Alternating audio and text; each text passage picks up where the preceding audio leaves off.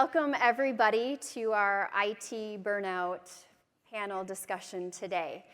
On screen, there was a note asking all of you, if you could, when we get to the panel Q&A section, I'd like you to go have been in an app called sli.do. You can just go to your web browser on your phone, and you want to type in #WorkLifeIgnite.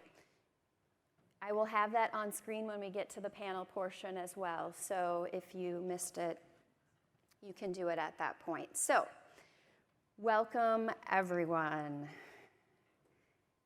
There we go. So we're here for the IT Burnout State of the Industry panel. My name is Teresa Miller, and before I get to introducing the panel that I have here today, I wanted to share just a brief story of my experience with burnout. A few years ago, I actually was quite burned out and didn't realize it. And I talked to people, and I find that that's actually pretty common. What I was feeling was really exhaustion, almost dread in my day-to-day work. And I knew I needed a change, but I didn't know why I was feeling that way.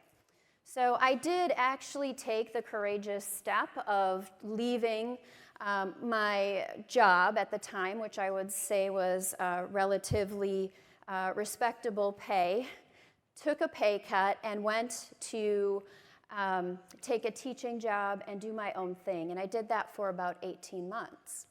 Partway through that process, it was about 3 or 4 months into that, I started to realize I felt differently. I felt better.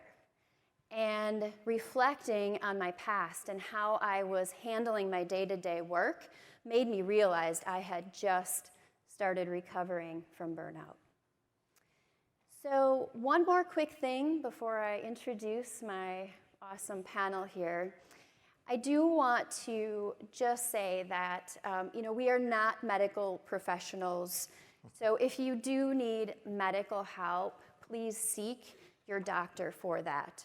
That being said, we have some great advice to you today, so we hope you enjoy.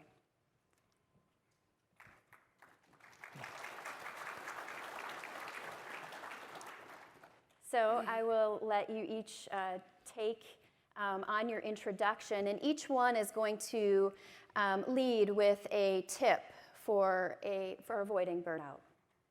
Okay, my name is Martina Grom. I'm an Office 365 MVP located in Vienna, Austria. And I'm very happy to be here today with that awesome panel. And my tip would be, do what you love and love what you do to avoid burnout. Excellent. My name's Jeff Guillet. I'm founder of EXPTA Consulting and I'm a Microsoft MVP as well. I'm kind of the contrary person here because I'm like, what's burnout? But my biggest tip is take control. Have some control in your life. Don't be reactive and always the person putting out a fire if you can achieve that. Hi, my name is Estelle Oberix. I'm an entrepreneur and IT consultant. I never experienced a burnout as a psychic way, but I had a heart attack 10 years ago, and I understood very much thing about what's important in the life or not. And my tips is the same as Martina, but moreover, it's look for happiness, because if you're happy, everything is going well in your life. I know that it could be simple to say that and hard to find happiness, but don't take some big goal. Just have a little happiness every day and be attached about that. Thank you all. So one of the things that I really love about this panel, you heard a couple of them say they've never had burnout. And I think that's for a reason, and we'll dive deeper into that today for those of you that might be feeling burnout. I think you'll uncover some things that they do to keep themselves feeling great. So here is There we go. So here is our high-level overview of today. So my team actually back at Cohesity did a survey out to the IT community this fall, and it was really, really interesting. So I'm gonna share some of those survey results initially to get you thinking about this topic a little bit more, and from there, we will end up in the panel. Now, survey-wise, we definitely had people that felt like this. We had some that felt like this, and others, like a couple of my panelists, that feel like this. So it was very, very interesting.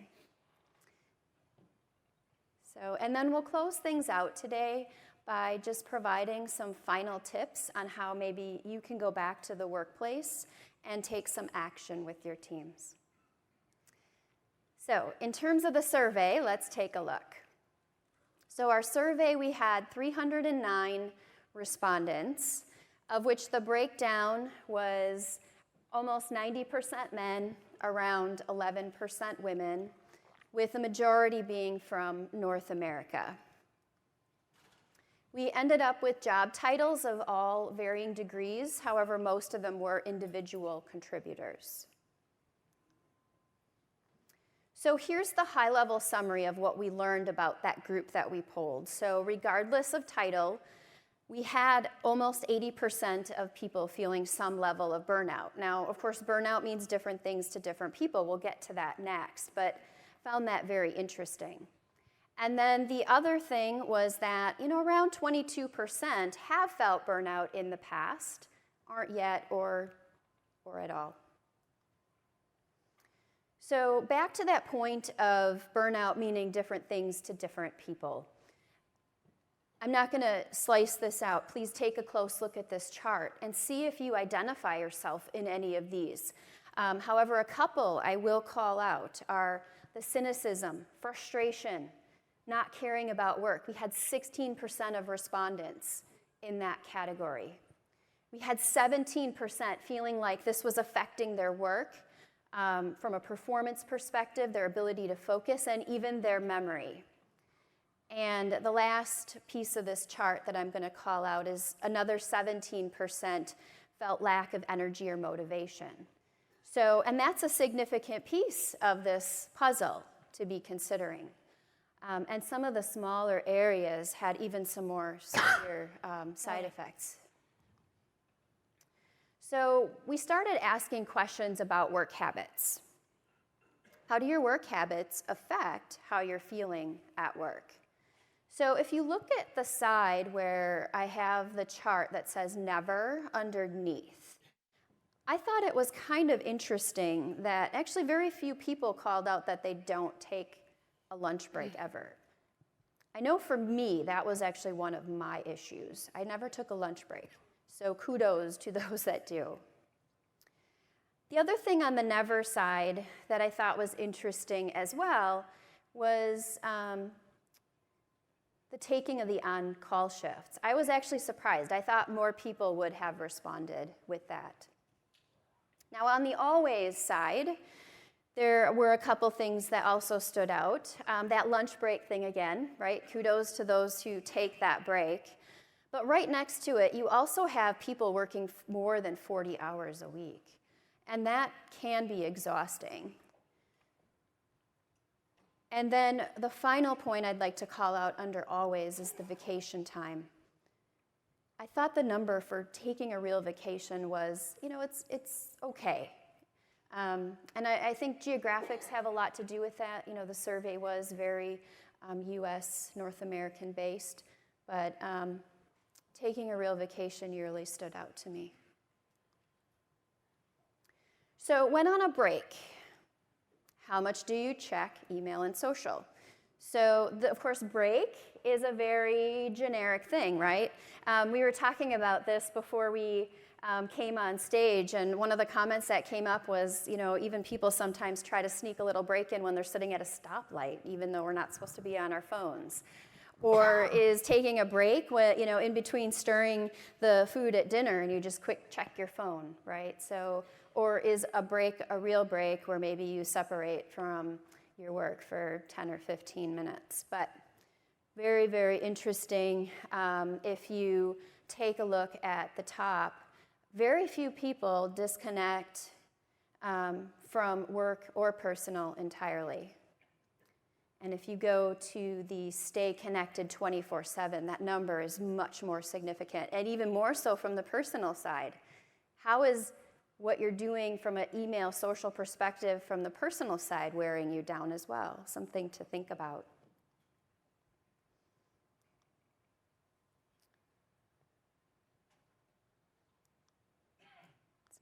There we go. Okay, so how long is your typical vacation? So vacation can mean very different things for people. I think some people take a long weekend and that's a vacation. Some people think 7 days is a good vacation. Some people go for 2 weeks or even a month. So I thought this was interesting. So 39% of people do go for longer than a week. I was pretty impressed with that number. But then on the opposite side, 32% don't take a vacation at all. So think about where you sit in this category. I think vacation is definitely a factor.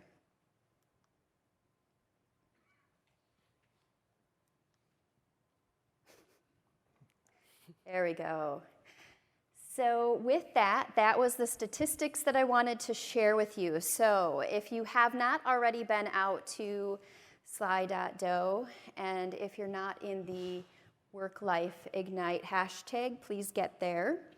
Now the way that this is going to work, I actually do have this on my phone as well.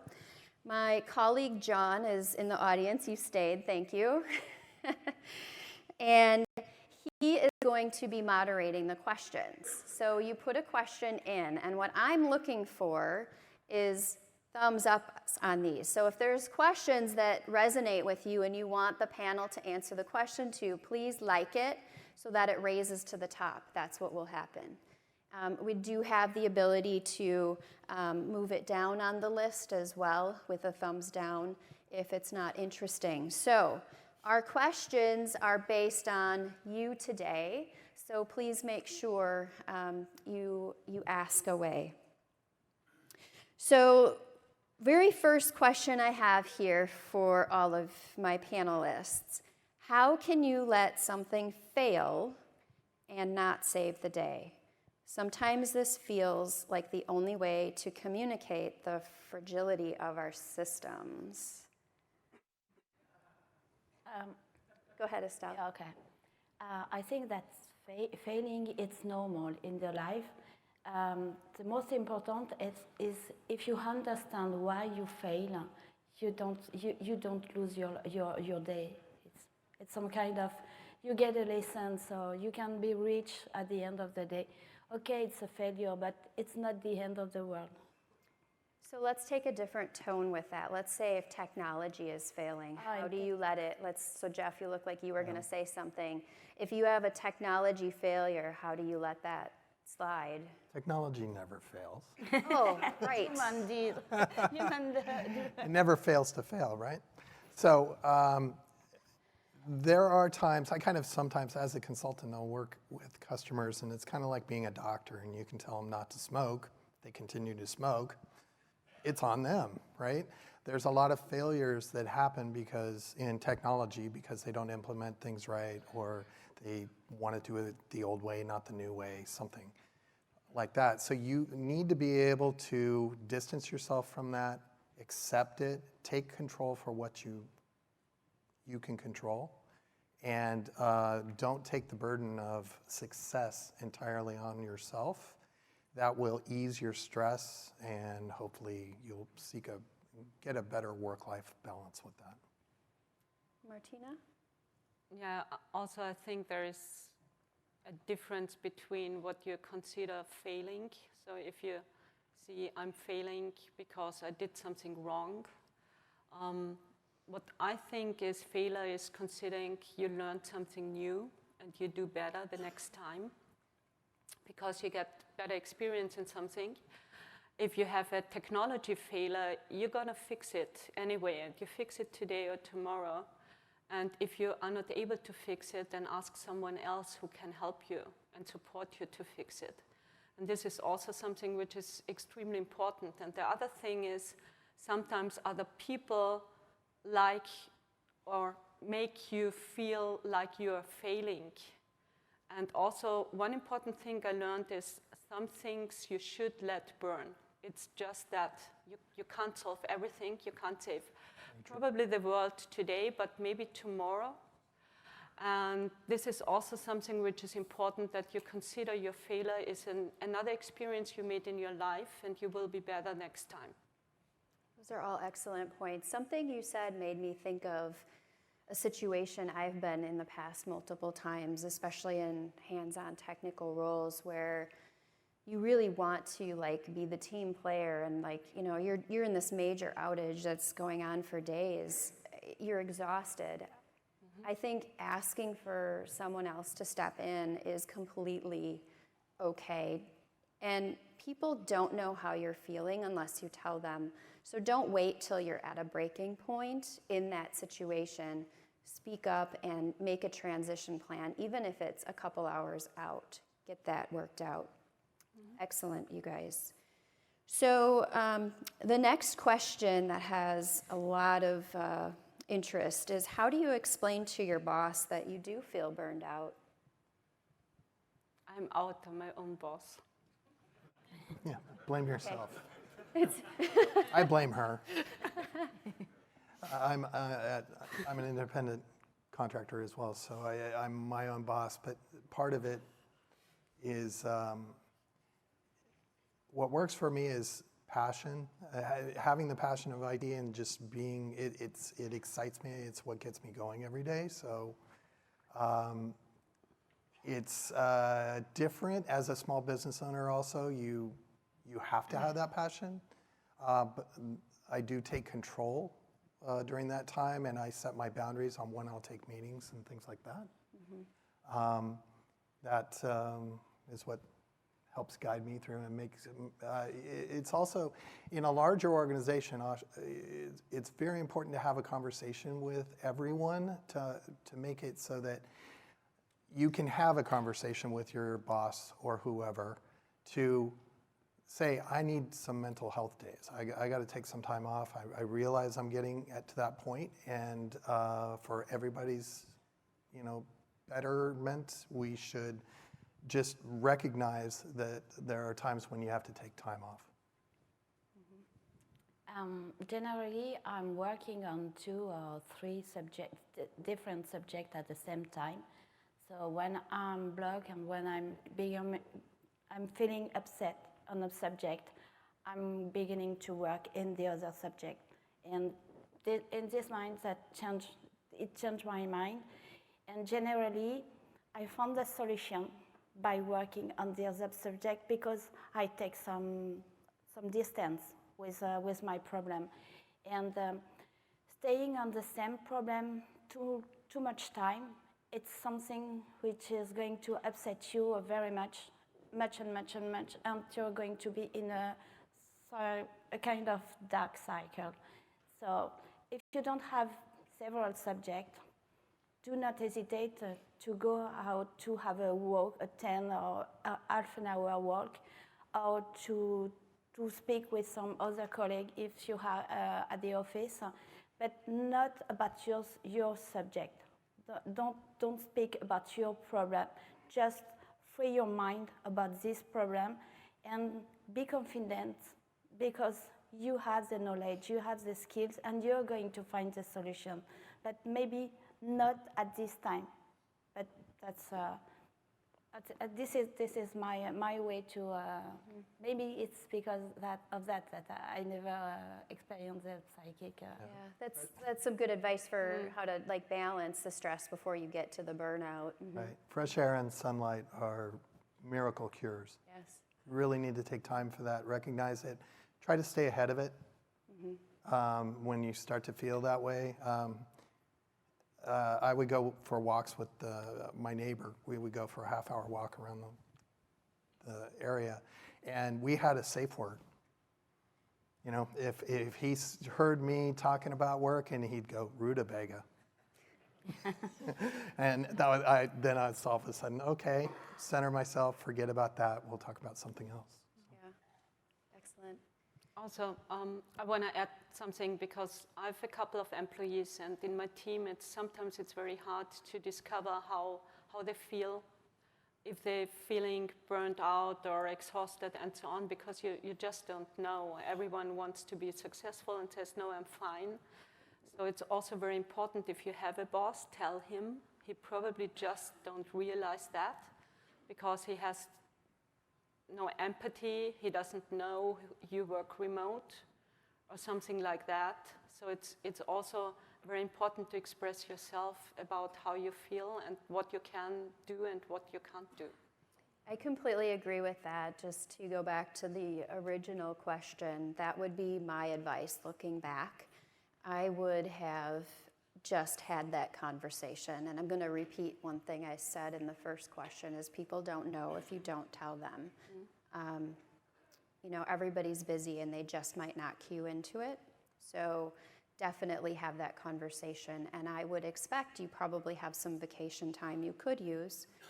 And maybe it would start with just a little disconnect or potentially adjusting workloads.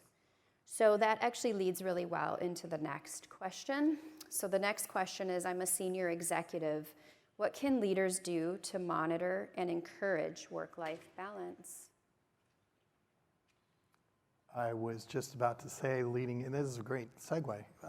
If you are a team leader or a boss of managing multiple people, try to have some empathy and understand that everybody's got a lot of stuff going on, even outside of work, that can apply to what's going on with their mental health. And be open to that. Really kind of look for signals that tell you that your employees are needing a little bit of a break. Maybe do an off-site meeting. Maybe just tell somebody, hey, you know what, I recognize you did a great job on the last project. It was really difficult. Here's a gift card, go to dinner, take a day off, something like that. Those little rewards are huge. They make a big difference. I agree. Do either of you have anything to add? For me, it's difficult because I've got Asperger's, so I don't feel any empathy generally. But as a manager, I'm trying to organize some external activities with my colleagues because when you are in not working activities, you can understand the real nature of your colleagues. And sometimes by playing a laser game or something else, or sometimes last September we rented a house with a swimming pool in Spain, and the goal was we're going to work in the morning and we have 1 week to make a project, and in the afternoon it will be totally free. And what was strange, good surprise, is we stayed together in the afternoon. Nobody wanted to go by their own way. And we play in the swimming pool, where we visited some historical sites and everything. But it wasn't job, it wasn't work. So the real nature of my colleagues appeared at this moment, because they don't have to play a game in the work. And when you have some natural people around you, it's easier to manage them because you know what are their strengths, what are their weaknesses, and you can push their strength and say, okay, be confident about that, and we're going to work on your weakness, because you don't have the weakness forever. We can work on the weakness, but you don't have to highlight the weakness. Highlight only the strength in your colleague. And generally, I don't have any problem, but I don't feel any empathy, I'm sorry. It's okay. Hey, we're all our unique selves, right? So having a retreat of some kind to accomplish work, but also do some bonding, I think is fantastic. Martina, or should we move on? Yeah, one thing would be that you should lead by example. So give a good example to your team and give them also some free time on that, and do not expect the same things you do from your team, because it could be different. Right. Yes, and you don't have the same responsibilities. Don't put your responsibility on your colleague. Right. Okay, awesome. So the next question, and this is very real in enterprises today. So how do you recommend dealing with staff burnout when management refuses to hire enough staff for proper coverage of existing systems, let alone enhancements? Push back. Yeah. I'm big into make your environment, you're in control of your destiny as much as anybody else is. And so if you feel like there's just too much work going on and it can't get done. I can't keep taking stuff on when I'm already, at the breaking point. So you just have to say, what am I going to drop, right? Help me prioritize what's important to you. You can't say everything. That's not an answer. So, there's only so much I can do. So take control of that. I think that's awesome. One thing I want to just add to that, I've found that has worked in various organizations when the project load is really high is to actually start tracking your working hours. A lot of us are in salaried roles, so you don't necessarily know what those hours are. And if those hours are equaling, multiple people, if that's documented, you can actually then hand your leader some numbers that validate hiring somebody else. Leadership loves numbers, so document it, prove it out, right? Turn it into a pie chart. I see a head shaking. Right. So, and that can really actually help, and you can move pretty quickly on that. I think something over the course of a few months can generally get some decent reaction. And also move on with your life, because you're in control of it. So if it doesn't work, probably with your current employer, maybe consider move somewhere else. Even if you love your job and your current role, but it could be something. And also, you might feel burnt out because you think you are losing control of your life, but it's not. It's what you create in your life and your universe. And also try to move on with that. That's hard. It's hard. It's a very hard thing to do, but it can actually really have a huge benefit. But I think we never have to forget that we are lucky to work in this in IT area, and the companies are looking more than we are searching for the job. So they have difficulties to find the good employees. You can be a good employee. Maybe not in this company. There's several companies otherwhere. So do not hesitate. If you don't feel happy, go otherwhere. Don't keep toxic people around you. You don't have to waste your time with this kind of people. Excellent advice. There you go. So how do you stop personal IT burnout from affecting your marriage or family? Wow. I'll lead on this one. I actually when we were doing the survey, I ended up in a conversation on social with somebody that said they weren't burnt out because they balance it. And their example of balancing it was they're at Disney World and they do email work. And then they go back to their family and then they're back in their phone doing work. And I'm like, that's not balance. So to me, that is work affecting your marriage and family. When you may have them commingle like that, I think you need to really separate the two. And I'm going to just add one more thing, and then I'll see if you have comments. So from my personal burnout perspective, I work remote right now for the company I'm at, but I have an office outside of my home. And what my family has become accustomed to is when I come home, I'm home. And I think that's a really good distinction, and that was something that took effort because I used to work so much once I got home. But being able to shut that off once you're in the house is is really, really beneficial to that family balance. So I am a co-founder of a company which I founded with my current husband. So we are in the same boat and we work together a lot.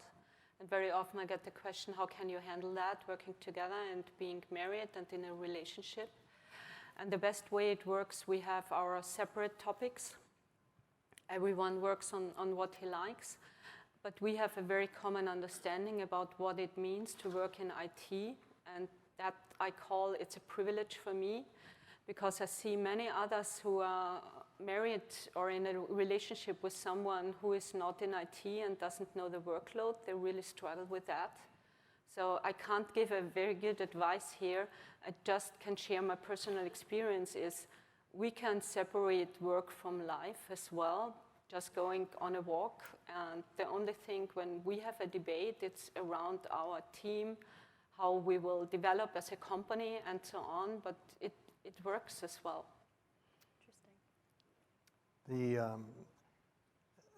Since I control my own hours, that's the big thing for me. And so when I'm working, I work from home, almost entirely from home. I have an office off to the side. When I'm there, I'm working. My wife knows she can always come in, or the kids can ask me a question. If the red light is on, it means I'm on the phone. It's got to wait. But after that, if there's something in, I'll let them know, just put my finger up, I'll be 1 minute, come back to them. And generally, I'm focused on work during my 9 to 5 that I've set. After hours, we try to do anything. My wife is not technical, so talking to her about work is more talking to her about dynamic situations and relating to people. It's more of a human side of it than technical things. So there's not a lot for me to discuss with her, and I don't really want to do that. That's what my working hours are for, and I just have a good separation of those two. I used to work a lot, not because it's necessary, but because I love that. And but my friends are not technical people. They are lawyers, artists, singers, so I can't talk about my job with them because this is Chinese for them. So spending some time with the people I love, it's also a way for me to take some distance with my job, because I'm going to bother them if I'm trying to talk with them about my job. To talk with that about my job, I had the MVP communities. I had the communities, so that's it's also friendly. And but this is a separate life. So when I spend my free time with this kind of people, I totally break out with my job, and I think this is healthy for me. Maybe that's why I keep this friend. I think the theme here overall is that I think you're saying be present in work, be present in your personal life. When I'm with them, I'm totally here. Right. I'm not checking my email. I'm checking, the first thing when I woke up at 4, the first thing that I'm doing is to take my phone and to check the email. So fortunately, with the connected watch, now if I don't touch my phone, no notification is arriving. But when I touch my phone for the phone, there's some kind of 50 or 100 notifications at the same time. And I say, okay, so the day is going to begin. But I don't rush. This is not because I have a lot of notifications that I have to rush because it's 4 o'clock in the morning. I know that everybody is still sleeping, so I have time to check everything before everybody begin their day. Very nice. So let's see, we may have time for 1 or 2 more questions, and then I just have one more slide for you. So once you're in a burnout phase, how do you get out? So I think for the panel, think about what's helped you maintain your balance. But I will share one tip to get it started, just because I did go through that recently. So I personally read several books, I think, but the first thing for me was making that change, that scary change of an employment change, finding a different pace. But secondly, then, the book that resonates with me the most is The Miracle Morning. I believe the author is Hal Elrod. I don't know if any of you have read it, but he talks about the lows and lows of his life and how he starts his day actually affects the rest of it. And so I've actually incorporated things into my morning that do get me going on the right foot. I challenged that once. I didn't start my morning out this new way one day, and my whole day was off. I was late for everything, and I was like, I'm never doing that again. So for me, it's about how I start my day at this point. For me, it's I get a lot of energy by going for a run, do something else, or go for a walk. And also what I discovered is if you eat healthy and if you keep your body in a good shape and try to move and get some energy from movement, it's better than staying in the bed and wait till your day starts. Just like Teresa said, I would recommend make changes. If it's not working for you, change. And that could maybe as drastic as changing jobs, but it could be as simple as starting your day. First, don't pick up your phone first thing in the morning. Okay? Think about something that you're thankful for. Think about something that you can do to thank someone today and make a conscious effort to do that. You feel so good just telling somebody thank you for this is awesome donut today. Going against what Martina was talking about, eating well. When you go to Starbucks and you get your coffee and talk to the person and really tell them thank you for what they're doing to start your day. It could be as simple as that, but make some sort of a change. For me, it's helping people, help me to not focus on my own problem, because I'm pretty lucky in my life, and I can be aware of that by helping other people. And when the other people succeed, that's really amazing, and I feel better rather than when I succeed in a business. So it's strange because for me it's not totally understandable because I've got Asperger. I don't have any empathy, but I feel that. I don't know why I feel that, but I just know that I like it.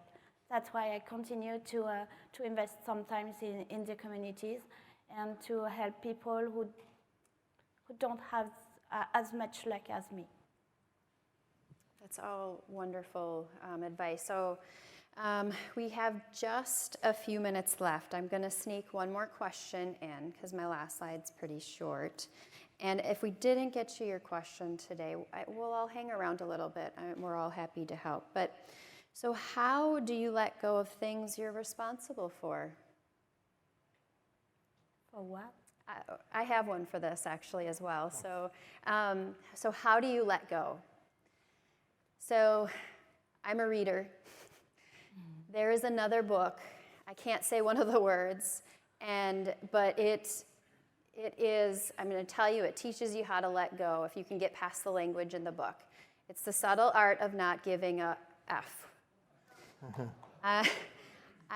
It really helps you prioritize things in your life if you can get through it. Like I said, if you're okay with the language, it is spectacular. It helped me figure out where I needed help in my personal life. Like, do I hire somebody to help clean my house? Is it okay to have somebody watch my kids? And it also helped me prioritize my work life. And I know what I need to get at and what maybe is less important. I'm so happy I get to be able to use this. I learned it this week from Daniel, who's a PM for identity. He says, what has two thumbs and doesn't give an F? This guy. So, along with that theme, right? Yeah, humor helps. Just being able to disassociate yourself from it, I don't know, it's a freeing experience. Just got to give it a try. So we're going to have to cut over to the final slide. So let's see if the clicker will let me take us there.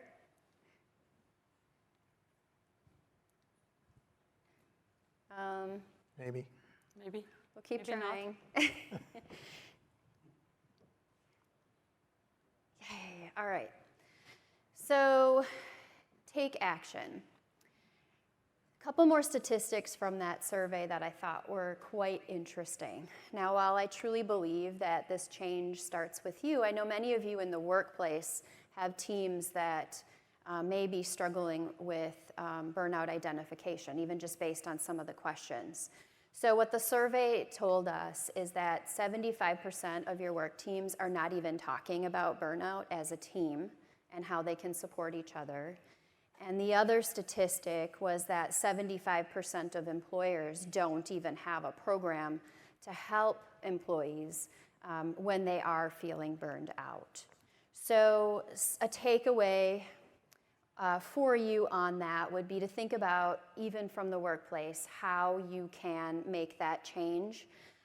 This presentation will be downloadable. I hope you learned some things or had some key takeaways that will change your perspective on how you approach your daily life. Be lucky enough to either avoid burnout or get out of burnout like me. So thank you, everyone, for joining today. Thank you. Thank you.